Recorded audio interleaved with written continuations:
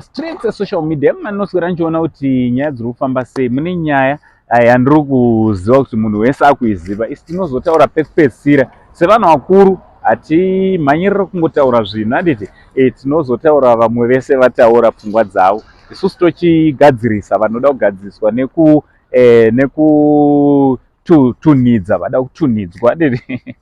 Takudza ishona yemandiriri. So listen, if you are new to this YouTube channel, I kindly ask you to subscribe, turn on your notification bell so that every time we upload a video, you'll be notified. Also, don't forget to like this video and nekuno follow our Facebook page rakanzi Saint TV.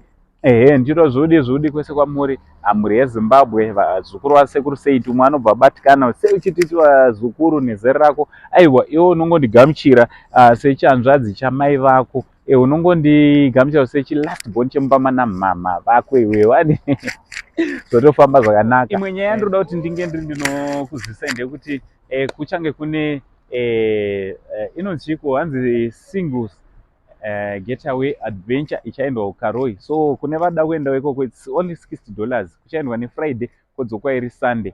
That is on the 14th of June. So zvaunongoita ndibate kuinbox iwe zvako zvotoita. Masitsi asara mashoma saka ukanonoka unogona kungozviruza handiti. So nyaya ndinayo inyaya yemurandakadzi maititi vanozikanwa zvakare kunzi Felicitas Murata. Mudzimai, this lady, she's a socialite, ndofunga munomuziva mese or vazhinji venyu munomuziva nenyaya yake yekuti akasungwa kutaura kuno ari mukati metorongo mukati metorongo. Mudzimai uyu vamwe vazhinji vakabatikana zvikuru sei vanhu vaimufollowa vaimusapota vazhinji vakabatikana uyezve vazhinji vamwe vari kuratidza kuti vakafarira kusungwa kwakaitwa maititi.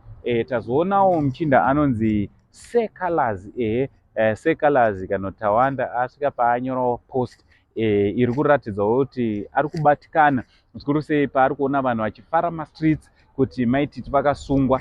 Chinova chinhu chiri kumurwadza. Vanhu vanogona nhasi vari kufarira kuti maititi ndoyawira pasi, but mangwana kana ari umwe kana yese Calaz awira pasi vanhu vanongofara futi. So ari kubva ataura kuti chii chingakufadzei kuti amai vevana vange vari vanosungwa, mungafarirewo chii papa, kunyange akareswa kunyange akatadza, but haisiriyo hazvisizvo zvinotipa right yekuti tinge tiri tinofarira kuti asungwa. Amenoti mimiwo munozviona sei mashoko anyorwa nani naCalaz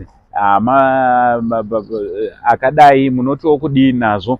Ndichida kungokurudziraiwo nekuti neniwo I'm one person anoshanda futi neThe General Public munhu wepasocial media, dzinoparwa mhosva handiti. Pamwe pachona mutemo unogona kungorega kubata zvaona, unenge wangononoka kusvikirwa asi mukudii mukupara mhosva dzinoparwa.